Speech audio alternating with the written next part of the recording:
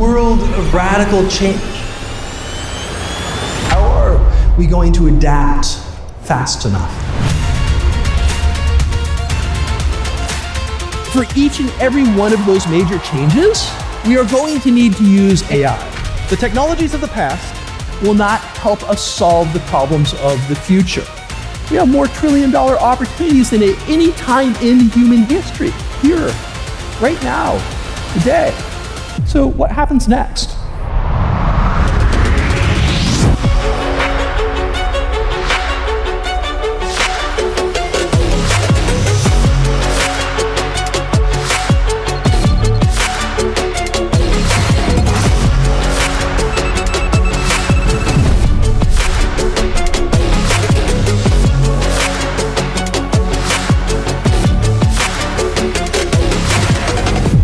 I'm in 10 cities around the world every couple of weeks. The collision of those meetings creates flashpoints. I'm in Hong Kong, Shenzhen. I live in Silicon Valley.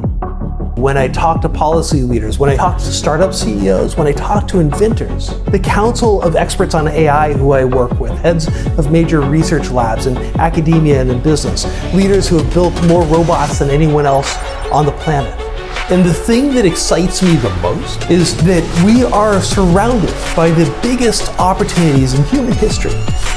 But we're looking at them all wrong. This is the moment when business leaders can either lean back and hope that they don't get hit by all of this, or we can lean in and change the world.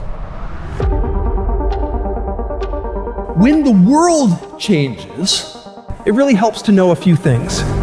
Why it's changing, what you can do about it, and how to start. So how are we going to get started today? Let's start with why. Why is the world changing? In 1800, the average incomes around the world were $350 a year. It doesn't matter if you were in Ukraine, Uganda, the United Kingdom, the United States, you were poor everywhere. Move forward to today, the world's radically different. Entire regions of the world have moved out of poverty. Add another billion people, 30 years of compound growth, the world could look something like this. To get here, we're going to have to make some real changes. We're going to have to innovate at dramatic paces that we haven't in human history. AI is going to dramatically increase the rate and efficiency of automation. And individuals within your organizations, individuals within your investments are going to figure out where that efficiency is. The junior leaders of tomorrow will need the skills of senior leaders today. Over the last 3.5 years, we've interviewed over 1,000 leaders across industries and surveyed over 2.7 million managers to determine why some leaders are dramatically more effective in times of uncertainty. And what we've learned is that there are specific characteristics that make leaders dramatically more successful in times of change.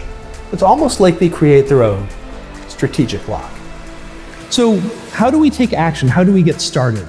And what we've come down to is that in times of change, in times like the change we're about to face, the leaders, the managers who are dramatically more successful tend to have 4 characteristics. 1, they ask for dramatically more help than their peers. The second is unexpected connections. When we leverage help and unexpected connections, we dramatically increase our potential. We dramatically increase the potential in the network. The third thing is how they control chaos. So we need to get people thinking about first principles. In a world of disruption, in a world of radical change, we're going to see more rogue ways, we're going to see more edge cases. How do you hedge risk?